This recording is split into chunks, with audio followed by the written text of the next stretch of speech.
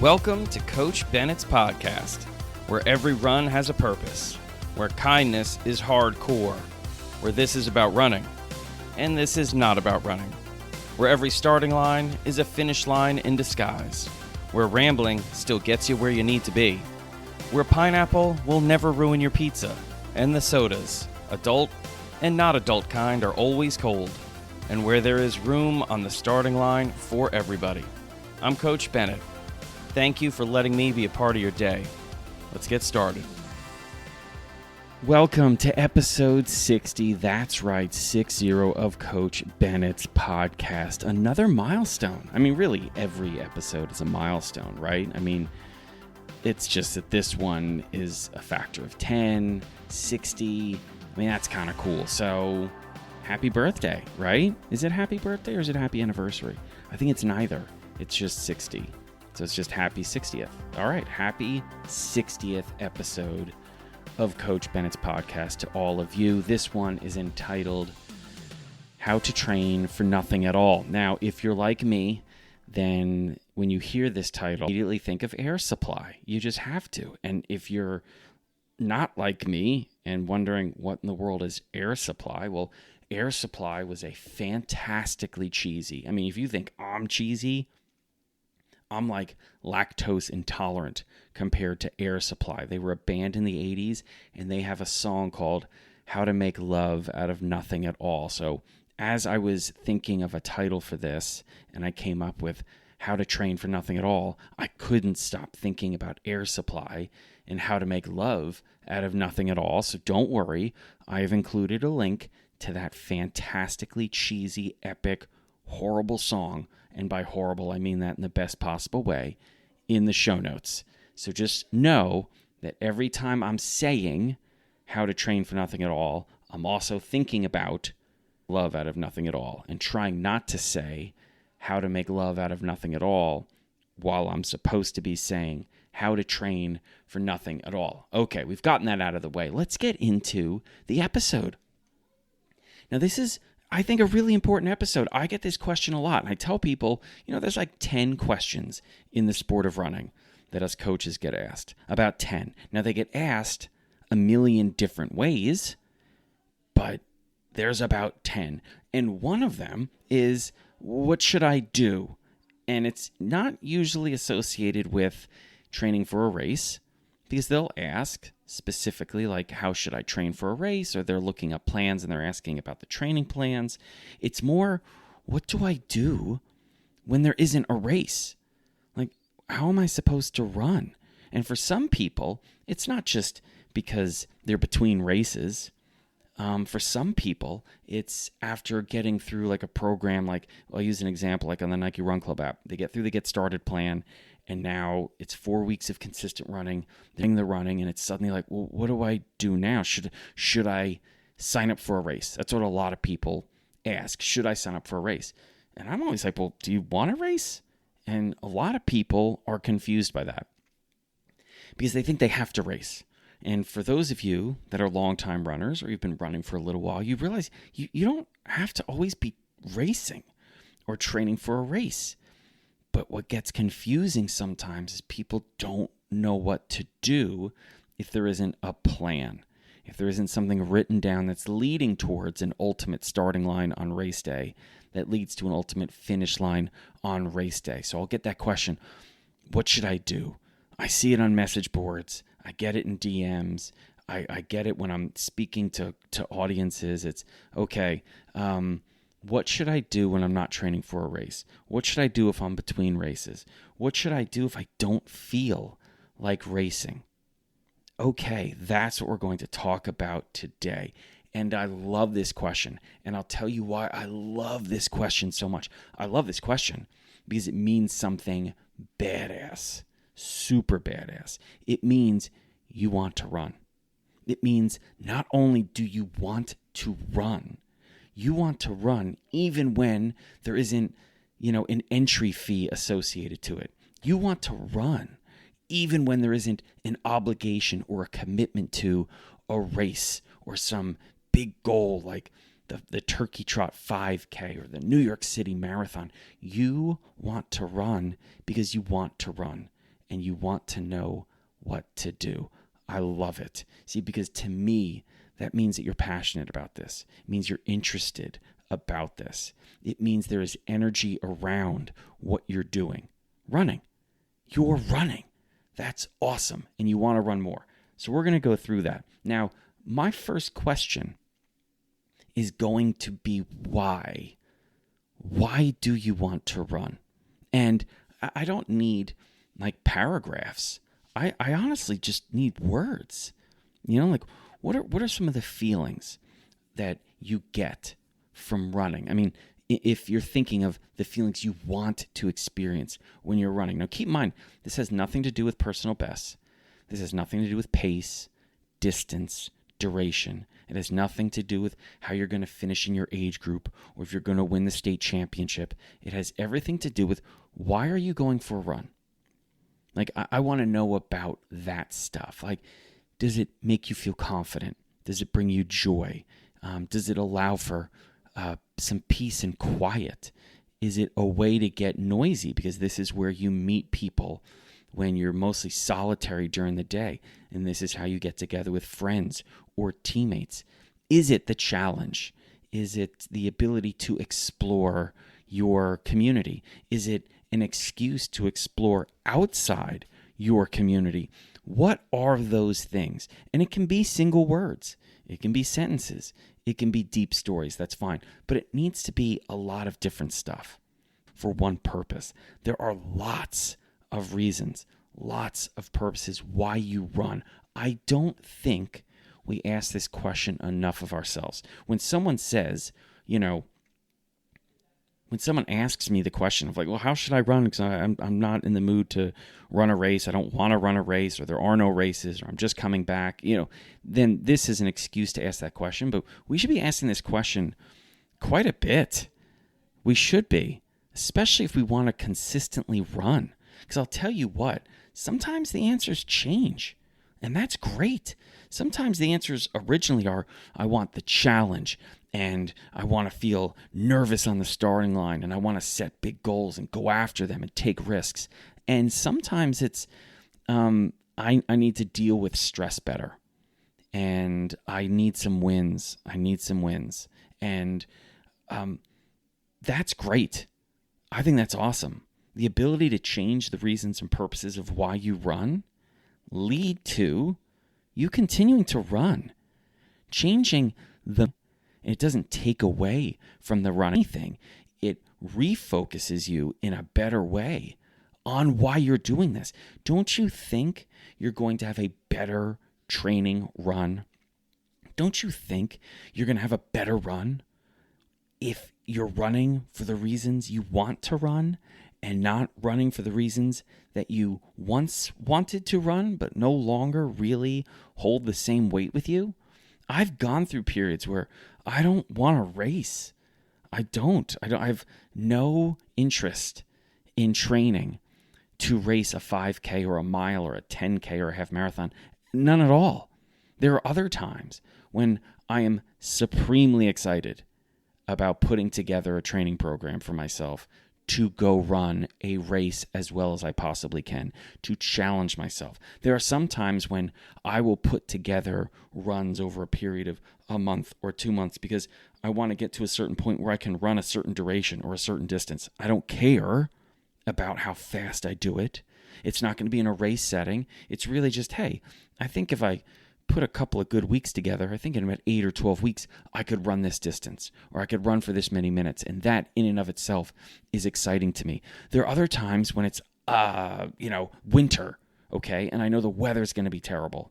And my primary reason for running is to get outside and stay active because I know it's going to get increasingly difficult to stay active, to try to remain as healthy as I can be, considering my circumstances, if I don't have a purpose attached to my running that's as simple as, hey, it's winter, it gets dark early, it's pitch black and icy in the morning. If we're focused on trying to get in some runs every single day, we're going to get through this winter in a better place, a happier place, a healthier place, and that's my goal. That's what I'm running for. Now, again, it has nothing to do with how fast can I run a mile on the first day of spring. That's not what my winter running was about. My winter running was simply about running to stay healthy, to keep my mood up, because seasonal depression in the Pacific Northwest is a real thing. It's never sunny, and that sunshine makes you happy. And without that sunshine, you can get gloomy. Absolutely. But that exercise, that movement, it cheers me up. It keeps me anchored to a place I want to be, as opposed to just drifting out to sea into, the sea of despair or something like that. So my point is, ask yourself, why do you want to run? What do you like about running? And I'll tell you what, once we get that, we can put together a plan. And that plan can be, a tight one or loosey-goosey, baby, depending on how you want to go about this. Because I'll give you a couple of kind of rules that you should have for when you're training for nothing at all. One of them is give yourself the freedom to run free. And what I mean by that is give yourself the allowance, the capability to adjust as you see fit. Now, normally, I tell you should have that any kind of run. I want you to become your own best coach. So if you're training for, let's say, a 5K, and the workout calls for 8 by 2 minutes at your 5K pace, just making it up. Well, I tell you, if you're stressed out, or, if it's really hot, or you're overtired, maybe change it to another day, or give yourself some extra rest, or maybe every third interval, switch to 10K pace instead of 5K pace. Make the adjustments you need to make, okay, within the frame of this training plan, right? Now, when you're training for nothing at all, you have way more freedom because there isn't really a training plan. Or if there is, you're writing it up as you go to satisfy some of the things you want to satisfy. Like, I want to enjoy my running. Okay, well, you head out the door and it's really hot. What should you do? Well, I think what I'm going to do is I'm going to wait until nighttime and I'm going to go for a run in the dark with a headlamp on, and I'm going to run near the ocean because I have the luxury of living near the ocean, and there's going to be a breeze, and I think that's what's going to make me happy because the moonlight's going to be on the ocean, and that's going to be wonderful. Now, think about how different that is than like a training plan for a half marathon, which is, well, are you okay with running the 10K that the training plan is calling for today at night on the boardwalk? That's not a part of the conversation. Remember, you're training right now for nothing at all. You say you want to run. You want to run because you want joy and happiness with your running. Fantastic. And you know that on a hot day, running under the hot sun ain't going to make you happy. But what would make you happy is going for a run on the boardwalk at night and seeing that moon reflect off the ocean. Oh, that's going to be beautiful. You'll hear the crashing of the waves. You'll see some people on the boardwalk you can wave to, but you're just going to enjoy the solitude and the space of a night run along the beach. That will bring you happiness. Great. That means we achieved just as much as if we were training for a half marathon or a 5K and had to do 8 by 400 or 8 by 2 minutes at 5K pace. And we nailed the workout. Well, the workout right now when we're training for nothing at all is, can you run in a way that brings you happiness? Okay, box checked. You did it. You nailed the purpose of the run. So when I say the freedom to run free, remember, it goes back to, what do you want to get out of the run? What do you want to feel as a result of your running? How do you want to be?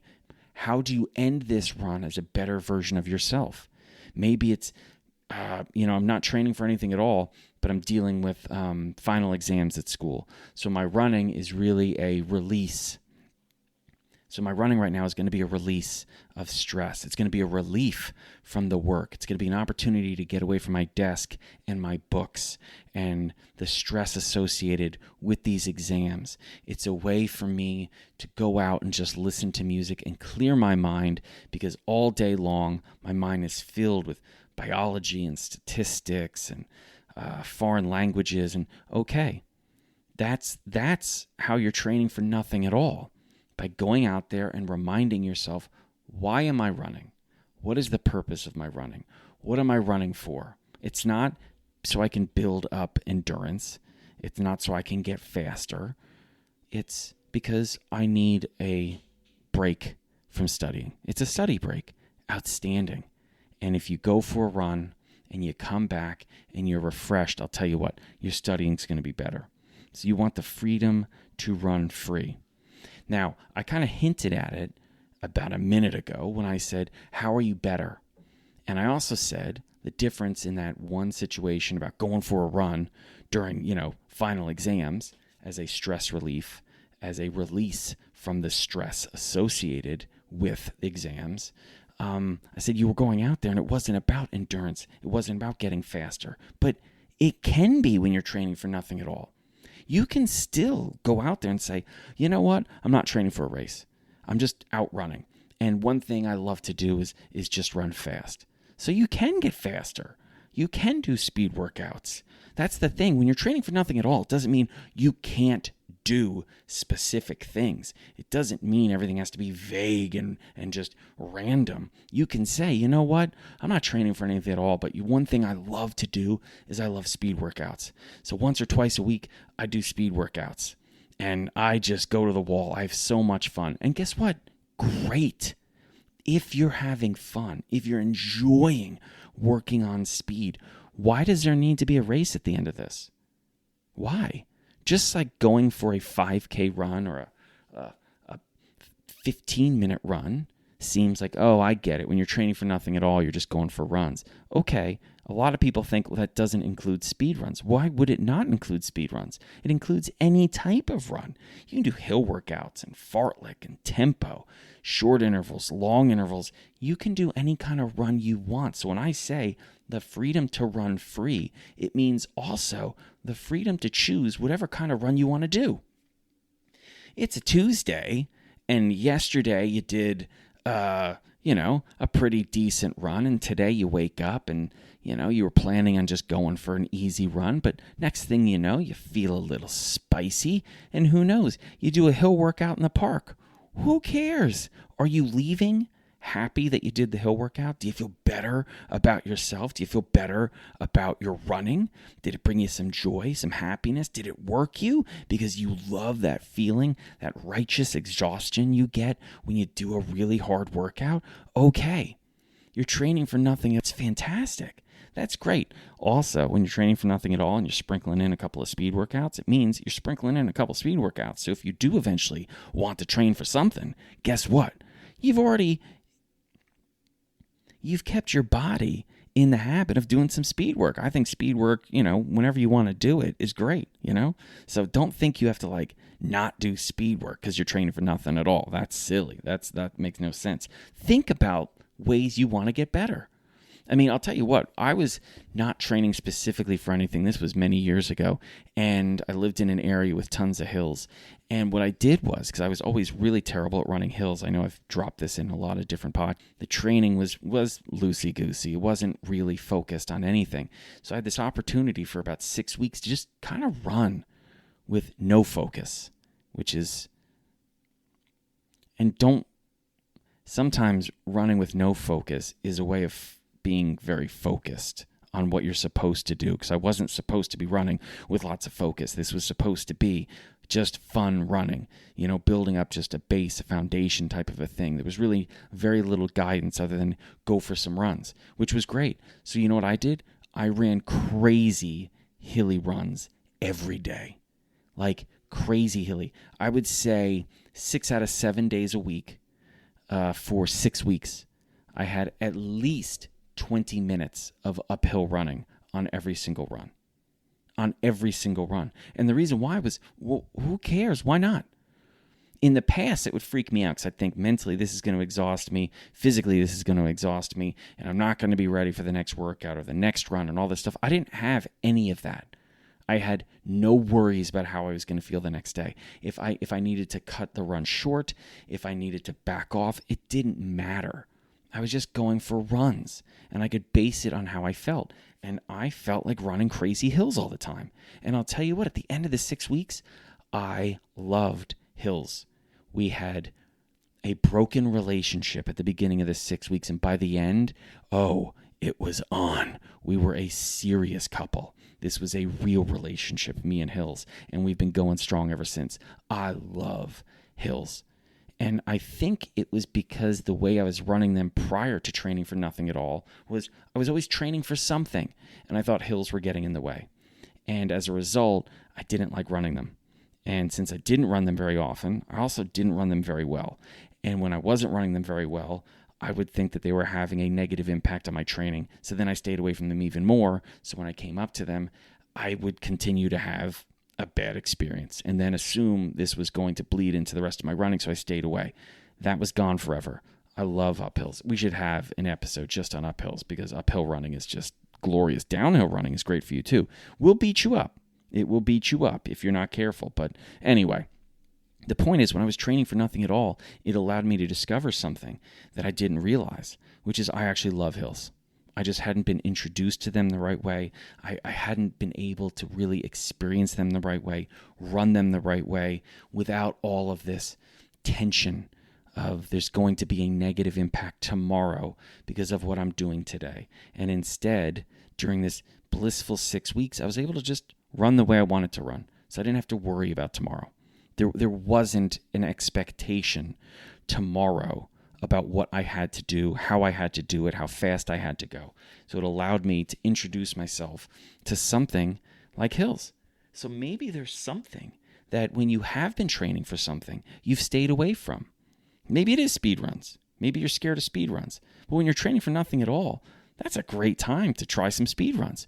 Maybe it's hills like me. But when you're training for nothing at all, it's a great opportunity to run some hills. So do another question and answer session with yourself and say, and what are some of my weaknesses that now I can really focus on and not worry like, well, if I focus too much on this weakness, I'm not going to be focusing on my strengths and that's going to set me back. It's not setting you back. It's said to run free and run after some of those things and run with some of those things that you maybe wouldn't have when you were training for something. Okay?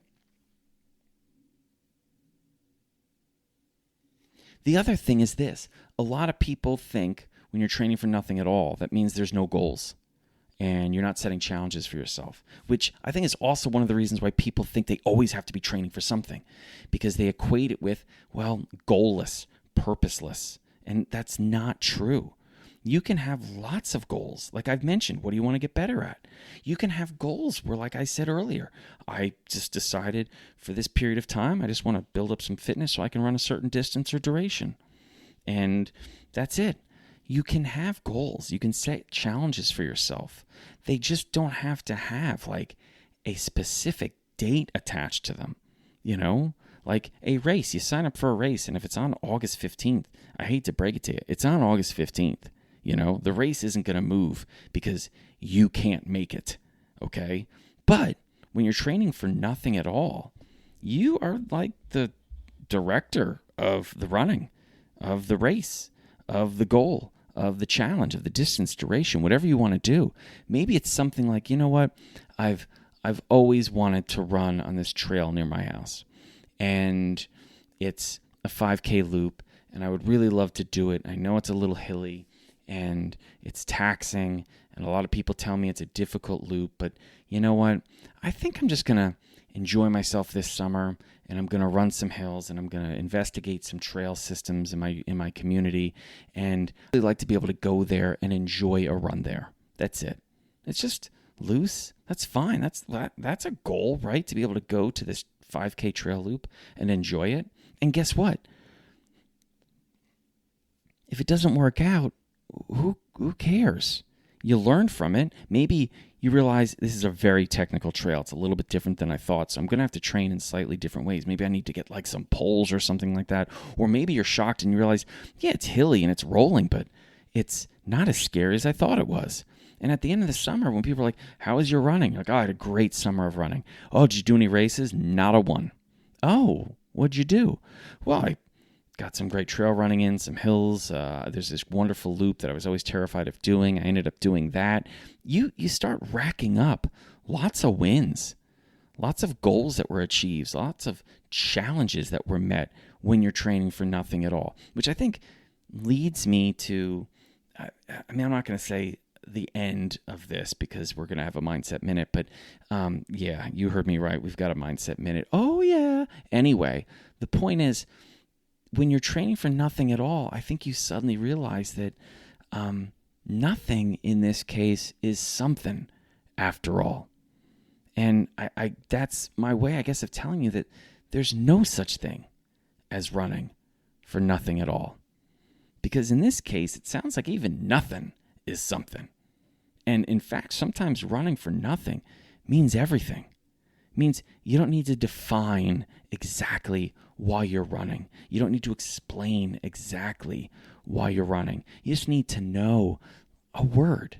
Joy, that's enough. Challenge, that's enough. Hills, that's enough. You don't even need to know why you're running exactly. I'm going out there because I just need a break. I need a break from what? I don't know. But I know when I come back, I feel better. You're stronger physically, mentally, mindfully, emotionally, spiritually. Maybe you just come back kinder, more patient, joyful, relaxed. It doesn't matter.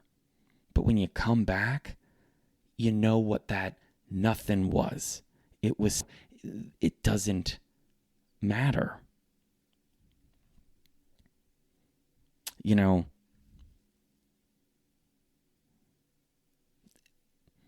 if you listen, if you start by asking yourself why you want to run, what you want to get out of it, and how you want to feel, I think what you're going to realize is you can experience all the best parts of running when you're running for nothing. You can earn all the best parts of running when you run for nothing. Just remember that nothing becomes something the moment you acknowledge it. So let's not just acknowledge it, let's celebrate it. And if we can do that, then we can make running for nothing something worth running for. All right? Okay, here we go. Mindset Minute with the mindset coach extraordinaire, the one, the only, from the Show Up Society, you know it, Coach Tammie. Okay, one thing I love to do on runs is to solve my world's problems, right? Or to think of the possibilities. So you can ask yourself a question before you start the run, and then let your brain get to work answering it or solving the problem. I'm going to give you some sample questions in case you're going a little bit blank right now. Here we go. What could you do for fun in the next week? What do you want to feel more of in your life, and how can you make that happen? Who would win in a fight between an alpaca and a wombat? Who do you know that could help you solve your problem? What's an exciting meal you could try making for the first time? How can you make more money in your business? What are some things that you can say no to? What are some things you can say yes to? What's one piece of clothing that you've never had the guts to wear but you always wish you did? The point is, ask yourself a question before you go on the run and then let your brain go to work answering it. Okay, that was episode 60. You got a Mindset Minute. You're welcome. You're welcome. Thank you, Coach Tammie, for once again coming in with an awesome Mindset Minute here on episode 60, How to Train for Nothing at All. Thank you for listening. Thank you for being a part of this community. Thank you all for sharing this episode with those people that may be in between races or just coming back or not in the mood to race. Thank you for subscribing. I appreciate it. Thank you for leaving a review and giving a rating to the podcast on whatever platform you're listening to this podcast. Thank you so much. It really does help. It means a lot. And as always, take care of yourself. Take care of each other, and I'll meet you on that next starting line. Thank you so much for listening to Coach Bennett's podcast today. And if you're not already following or subscribed to the podcast on whatever platform you're listening, well, I really wish you would because it helps a lot. Also, check out the show notes because you'll find a link to Coach Bennett's newsletter, as well as all the social media sites that I'm on. Places like Threads and Facebook and Instagram and Mastodon and YouTube and even the artist formerly known as Twitter, whatever that dumpster fire is called today. You'll find a link to it because I'm on there. Thank you so much again for listening, and until next time, take care of yourself.